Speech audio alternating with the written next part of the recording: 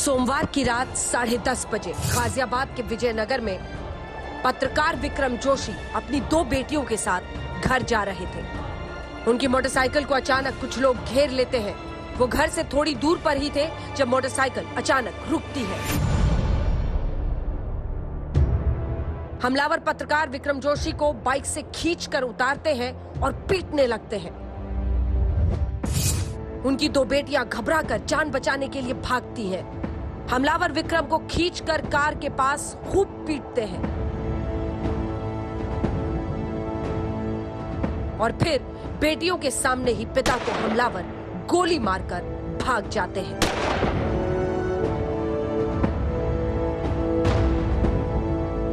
एक बेटी दौड़कर वापस पिता के पास आती है। चारों तरफ रोती बिलखती मदद के लिए चीखती चिल्लाती है। उत्तर प्रदेश में एक पत्रकार की खुलेआम हत्या ने एक बार फिर कई सवाल ला खड़े किए हैं। विक्रम की बहन का आरोप है कि गहरी नींद में सो रही उत्तर प्रदेश पुलिस ने अगर जिंदा रहते पत्रकार विक्रम जोशी की गुहार सुन ली होती तो आज वो जिंदा भी होते और उनकी भांजी को छेड़ने के आरोप में कई लोग सलाखों के पीछे होते। हमारा झगड़ा हुआ था 16 तारीख को, जिसमें हमने उन्हें मारा था। मेरा भाई विक्रम भी था।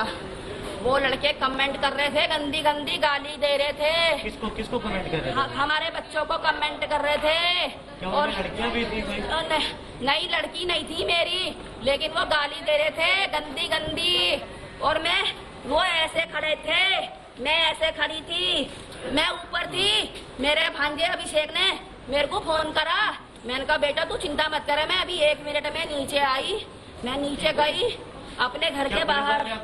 एक पुलिस वाले ने तो चौकी में बैठ के मेरे भाई की मर्डर की प्लानिंग कर दी। चौकी इंचार्ज ने, मैं नाम नहीं जानती उस चौकी इंचार्ज का। क्या हुआ, जिनसे हमारा उस दिन झगड़ा हुआ था, मेरा भाई उस दिन पे था। जब इन्हें पता कि हमारा झगड़ा हुआ तो वो मेरी कॉलोनी में कैसे आए?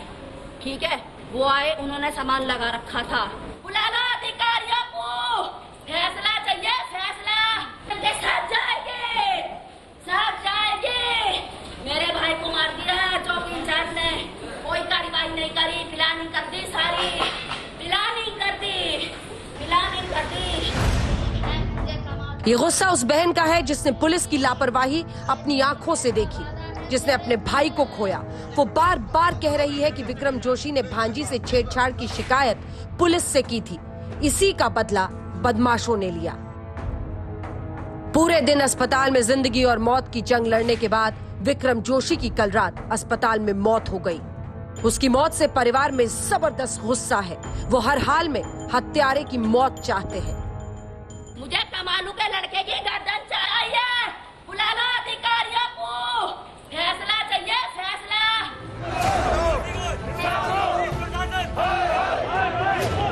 अस्पताल के बाहर विक्रम जोशी के समर्थन में उनके साथी पत्रकार और परिवार वाले धरने पर बैठे रहे।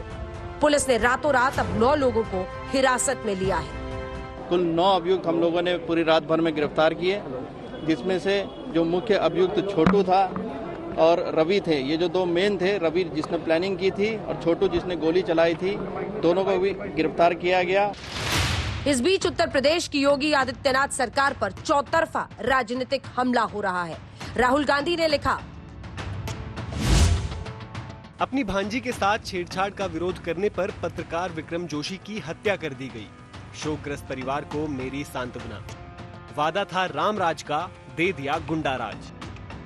पर क्या ये नहीं दर्शाता कि उत्तर प्रदेश, जहां से प्रधानमंत्री खुद सांसद हैं और जहां राम राज्य की स्थापना करने का वादा कर आदित्यनाथ सत्ता में आए थे, राम राज्य तो दूर, प्रदेश में व्यापक गुंडा राज भाजपाइयों ने पैदा कर दिया है। मायावती ने भी कई ट्वीट किए, यूपी में कानून व्यवस्था पर सवाल खड़े किए। पूरे यूपी में हत्या व महिला सुरक्षा सहित जिस तरह से हर प्रकार के गंभीर अपराधों की बाढ़ लगातार जारी है, उससे स्पष्ट है कि यूपी में कानून का नहीं बल्कि जंगल राज चल रहा है। अर्थात यूपी में कोरोना वायरस से ज्यादा अपराधियों का क्राइम वायरस हावी है। जनता त्रस्त है, सरकार इस ओर ध्यान दे। पश्चिम बंगाल की मुख्यमंत्री ममता बनर्जी ने पत्रकार विक्रम जोशी के परिवार के लिए संवेदनाएं व्यक्त करते हुए आगे लिखा। निडर पत्रकार के परिवार के साथ मेरी संवेदनाएं हैं। यूपी में एक पत्रकार की हत्या इसलिए हो गई क्योंकि उसने अपनी भतीजी के साथ छेड़छाड़ करने वालों के खिलाफ एफआईआर दर्ज कराई थी। देश में डर का माहौल बनाया गया है, आवाजें दबाई जा रही हैं, मीडिया को भी नहीं बख्शा जा रहा। भयानक। अब पत्रकार हत्याकांड पर सियासी तूफान भी है और एक बार फिर सवालों के घेरे में यूपी में कानून व्यवस्था।